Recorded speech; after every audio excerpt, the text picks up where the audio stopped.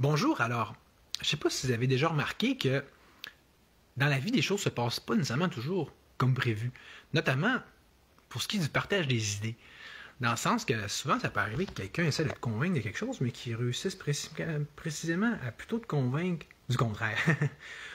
Comme, genre, ce qui vient de m'arriver tantôt, alors que quelqu'un, je ne sais jamais su trop c'est qui, en plus il m'a avoué qu'il y avait un faux compte, essayait de me convaincre vraiment, là, de façon très persistante, que François Maléga, comme d'habitude, était une opposition contrôlée, qui était très dangereux, mais plus globalement que lui, Théovox, pasteur Jean, Pascal Denis, là, en tout cas, son nom de famille, là, j'ai oublié son prénom, tu sais, que c'était des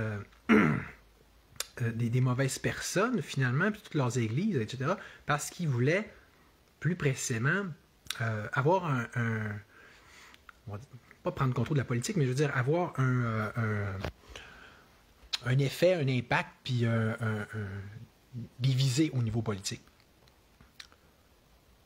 Puis je peux comprendre que des gens qu'on puisse être mal à l'aise face à ça, compte tenu de toutes les dérives historiques qui ont pu être associées au fait de mélanger la politique puis l'État, notamment en ce qui concerne l'Église. Hein? Ceci dit, est-ce que c'est mieux d'avoir fait complètement le vide, comme c'est notamment le cas au Québec, de par la loi de laïcité, renforcée encore plus dans les dernières années par suite des débats sur les accommodements raisonnables, puis toutes les craintes relatives à la charia, etc., ce que je suis le premier à comprendre. Puis quelqu'un va me dire, ouais, mais t'es un drôle de libertarien pour parler de. Salut Mélissa. Pour parler de quasiment replaider en faveur d'un droit pour l'Église ou pour les religions, finalement, de recommencer à exemple, se mêler d'enseignement, donc d'éducation et de politique. Fait que, le moins qu'on peut dire, c'est que je trouve bien que ça mérite un live. OK. Fait que, le premier argument, je pense, qui est très important c'est pas juste un argument, c'est un point, c'est une réalité, là, de prendre conscience, c'est que si on écoute comme il faut le speech, justement, de Jean-François Denis, en tout cas. Vous allez voir, c'est le dernier post que j'ai fait sur mon wall, puis je vais le mettre évidemment dans la description. C'est aussi vrai qu'important de réaliser que tu sais, la nature a horreur du vide. Hein? On n'aura pas sitôt sorti de l'Église, exemple, de la politique et de l'enseignement, que ce vide-là va avoir été aussitôt rempli par qui, si c'est pas par l'État, regarde donc. Puis la religion étatique qui va l'avoir remplacée, cette bonne vieille religion chrétienne-là, est-tu mieux? À la limite, c'est une religion de perversion, c'est de l'anti-religion. Si vous êtes conspi, vous savez c'est quoi qu'il y a en arrière de cette religion-là, c'en est une vraie. Puis c'est vrai que c'est de l'anti-religion. mais peu importe.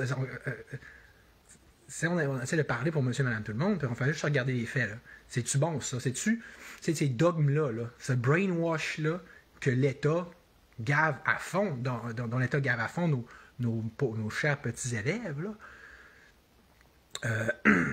autour de la pédagogie de drague, c'est même qu'ils l'appellent eux-mêmes, de l'espèce ils traitent de transphobes, mais là, ces autres, c'est des transphiles, on va dire. C'est une espèce d'amour de la notion d'être trans. Puis sans parler d'immigration à outrance, puis c'est comme c'est une religion du wokisme. Fait que ça a-tu donné quelque chose de mettre le contrôle de la pensée dans les mains de l'État, sans parler de covidiotie, puis de rougeolomanie, puis etc. D'avoir fait une espèce d'avoir fait de la paranoïa sanitaire à tous les niveaux. On voit maintenant, c'est la COVID est terminée, si on va chercher d'autres façons de vivre dans la peur, que ce soit même par rapport aux maladies ou je sais pas. C'est ça là, la religion étatique, c'est de se soucier à tout prix de son existence matérielle au point de devenir de cesser de vivre quasiment, d'être une espèce d'esclave de la peur, puis de faire toutes sortes de niaiseries à cause de ça. Puis de mettre toutes sortes de cochonneries dans le corps aussi, d'ailleurs. Puis d'arrêter la société de fonctionner. Mais ça, écoutez, là, je me répète, mais ce que je veux dire, c'est que si on se mettait un petit step au-dessus, puis qu'on prenait acte de tout ça, puis on dit, OK, c'est ça que ça donne. C'est juste ça qu'on a réussi à faire en chassant l'Église des écoles, de la remplacer par une religion étatique qui est peut-être la pire qu'on n'aura jamais vue. T'sais. Fait puis, tu sais, je veux dire, Fait que donc, si on essayait de repenser un peu la fameuse notion de liberté, avant de nous dire, c'est ça, t'es pour le brainwash, donc t'es pas un vrai libertarien. Ben, OK. Pour commencer, pourquoi ne pas se partir de la base, genre la Constitution, right? Il y a une telle chose dans la Constitution que le droit de religion, hein? La liberté de religion. Je ne sais pas si ça dit quelque chose. Parce que c'est bien beau de dire... parce que, tu sais, est-ce que ça serait pas justement là l'erreur qu'on a faite, l'erreur première, parce qu'on est bon là-dessus, hein, au Québec, le culte étatique, l'espèce de façon de penser par laquelle on n'est pas capable de vivre sans État. Faut toujours que ça passe par l'État. Hein? Fait que, tu sais, quand on a vu qu'on avait un malaise avec toutes les religions qui arrivaient d'ailleurs, les dérives que ça faisait faire au niveau des accommodements nationaux, on a demandé à qui, si c'est pas papa puis maman État, de prendre le contrôle puis de faire le début de cancel culture. Tu sais, il n'y en aura plus de religion à l'école, il n'y en aura plus d'école confessionnelle, rien. Bon, c'est ça. Mais, tu sais, c'est-tu de canceller tout qui est la liberté, tu sais? Est-ce que c'était pas justement un meilleur point de départ que ce qu'il y avait, ce qu'il y avait au départ, finalement? C'est-à-dire les écoles confessionnelles. Au départ, il y avait des écoles francophones, des écoles anglophones, des écoles protestantes, des écoles catholiques, donc. Puis, surtout que, avec un gouvernement libertarien, on s'entend dessus qu'il n'aurait plus là, de petites houlettes de l'État là, pour me dire quoi enseigner puis quoi ne pas enseigner, que ce soit au niveau de la religion ou de quoi que ce soit, c'est unique. Fait que, est-ce que ça pourrait, par exemple, tu sais, il n'y aura aucun État, là, ou en tout cas, que l'État se mêlerait plus, juste pour vrai, se mêlerait plus d'éducation puis de religion, plutôt que d'interdire aux écoles de se mêler de religion. Puis tu sais, donc on irait sur une base de permission plutôt que d'interdiction. T'sais. Fait que là, si on fait ça, c'est sûr que là, est-ce qu'il y en aurait plus d'écoles confessionnelles? Est-ce qu'il y aurait plus d'écoles religieuses, à caractère un peu plus religieux? Probablement. Mais d'un, c'est pas comme si on était déjà capable de l'empêcher complètement. Hein? La preuve, c'est les jeux fastidiques, dont les écoles sont sont vraiment fondamentalistes. Là. J'en avais déjà parlé, tu sais, c'est comme... c'est quelque chose. Fait que... mais ils sont privés, fait qu'on peut rien faire. Fait que, tu sais, c'est ça. C'est l'envers de la médaille. Puis c'est pour ça aussi que... je sais pas si... Tu sais, tout est relié. Hein, fait que c'est dans la vie, puis notamment dans ces questions-là. C'est sûr que tout part de l'immigration à quelque part. C'est sûr que à force de faire rentrer tout le temps des gens qui ont des cultures, qui ont des religions complètement différentes, on s'aide pas non plus, là. Puis c'est sûr que si demain matin, on enlevait le gouvernement, ou du moins le contrôle gouvernemental à ce niveau-là, on se retrouverait, oui, avec un paquet d'écoles confessionnelles à pu finir, puis de la charia par-ci, par-là. Mais, tu sais, c'est à nous de faire une sorte de gros ménage à tout plein de niveaux, là, en tout premier lieu, là.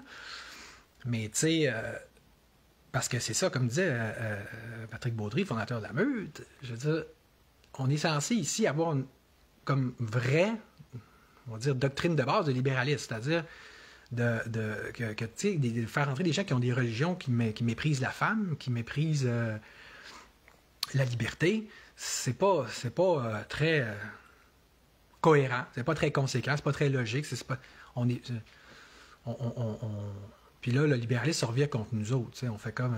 C'est ça le multiculturalisme aussi. C'est tout, c'est de dire, ben, en fond, on n'a rien, on n'a aucune colonne, on n'a aucun principe de base. Puis même la liberté elle-même ne peut pas servir d'étendard parce qu'on va laisser venir des gens puis appliquer leurs principes qui sont eux-mêmes liberticides.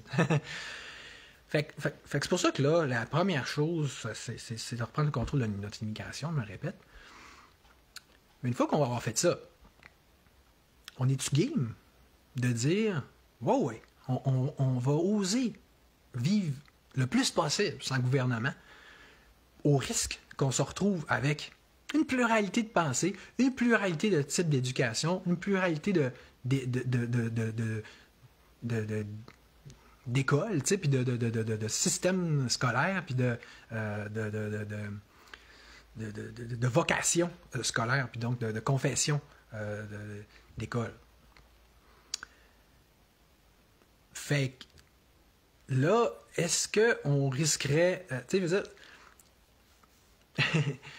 il y a un beau risque là-dedans qui est celui qu'on se retrouve aussi quelque part forcément avec la diversité. Tu sais, ce qu'on appelle des religions, de nos jours, on les remplace beaucoup par des idéologies. Même le gouvernement, le ministère de l'Éducation, il en est quand même conscient quand il dit il faudrait qu'il essaie d'en remettre un petit peu. Il dit il faudrait que les écoles aient au moins un projet scolaire. Hein? Ça veut dire quoi ça? Mais s'il y avait une vraie liberté, ben là, il y aurait toutes sortes d'écoles avec toutes sortes de mentalités, souvent aussi intéressantes que potentiellement utiles. Du genre des écoles un peu plus grano d'un côté, un petit peu plus spirituel de l'autre, un peu plus traditionnel de l'autre côté, genre chrétien, un peu plus de l'autre côté. En fait, est-ce que c'est pas justement ça dont notre société aurait le plus besoin? C'est quoi l'éducation, d'abord? Si c'est pas, on le voit, là, de répondre à un besoin premier de l'humain, qui est une direction puis d'un sens. Si t'as pas ça, vu que la nourriture a horreur du vide, tu vas t'en trouver un autre, puis regarde qu'est-ce qui se passe en ce moment. Regarde si c'est pas l'État qui devient la religion, le socialisme d'État, puis le totalitarisme auquel tout ça s'amène. Voyez-vous que c'est ça qu'on a fait, c'est rien que ça qu'on a réussi à faire. Sous prétexte que ce soit au profit d'une espèce de liberté factice, hein, une liberté complètement artificielle qui essaie de forcer par l'État la suppression de toute liberté religieuse, donc de liberté de pensée. On s'entend-tu que moi, si j'avais le choix, j'enverrais-tu mon fils dans une école où il y a des paranoïas de rougeole? Je l'enverrais-tu pas à une école où est-ce qu'il serait politisé comme faux, mon fils? Où est-ce qu'on parlerait de droit? Où est-ce qu'on parlerait de politique? Où est-ce qu'on parlerait d'histoire réelle? Donc, c'est l'histoire des totalitarismes puis des oppressions qui ont marqué l'humanité depuis le début. Tu sais, le genre d'école que j'avais... excusez le ménage, mais que j'avais tenté de faire ici, chez nous, dans ma garderie des petits génies, puis qui était censé devenir une école alternative. Mais tu sais, c'est ça, avec les embûches du gouvernement puis de la société, ben ça s'est pas fait, mais mon fils continue d'essayer de compenser à la propagande dégoûtante de l'État du mieux que je peux, mais tu sais, on est toujours en mode survivor, puis seul dans son coin, là, de nos jours à cause de ça. Là. Puis surtout à ce niveau-là. Là. Tu sais, on peut-tu juste laisser les humains être des humains? Reconnaître, puis essayer de comprendre c'est quoi un humain, que ça a des besoins. C'est comme si tu prends la pyramide de Maslow, là, ou tu sais, c'est pas les chakras, je sais pas. C'est un ensemble de besoins, puis juste des besoins de base, pas juste de la nourriture, puis de l'eau, puis de la survie à tout prix, puis sacrez-moi un maximum de vaccins pour être sûr que je ne meurs pas, même si ça n'a aucun rapport. C'est pas ça, l'humanité, c'est pas ça être un humain, c'est pas ça être un être conscient, un être en évolution. C'est comment? C'est pas pour rien qu'on est rendu aussi crétin, là, sociétalement parlant. C'est bien beau d'avoir évacué la religion de partout, mais regarde comment on est rendu déboussolé, cervelé, aucun sens de direction, puis rien aussi pour unir le peuple. Aucun ciment, là, aucun levain non plus pour le faire lever, tu sais. puis aucune cohésion. Je me souviens quand je faisais le tour des communautés du Québec puis j'avais été à Nord, le gars qui me faisait faire la visite à moi et mon ami, il avait dit des phrases qui m'ont resté imprimées dans ma petite tête jusqu'à la fin de ma vie. Ah ouais, Tito, je parle pour rien dire. Ça. C'est drôle, en tout cas. Tu écouteras les lives des autres influenceurs, puis tu là, ça, de la haut, puis tu viendras me dire que ça, c'est parler pour rien dire ce que je fais là comparé à eux autres. C'est sûr que si tu compares rien à ce que je dis, c'est pas mon problème. Chacune des phrases que je dis, je pourrais développer dessus, te montrer comment que te prouver comment c'est important, mais bon. Fait que là, comme je disais, c'est surtout que je parle pour rien dire, puis c'est surtout que tu me fais perdre le fil avec des critiques comme ça. Où est-ce que j'en étais là?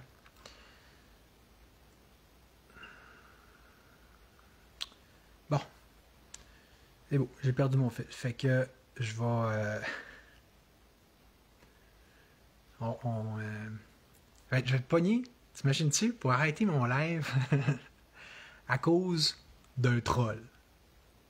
Fait que, tant qu'à ça, on va troller, explique-moi qu'est-ce que tu as à répondre à ça, là, Luc Tremblay, là. De toute façon, moi, j'ai quelqu'un qui s'en vient tantôt, là, il faut que je fasse une visite de logement. Mais, bon, en tout cas, fait que, tu sais, c'est ça, je pense que c'est ça qui est ça. Salut.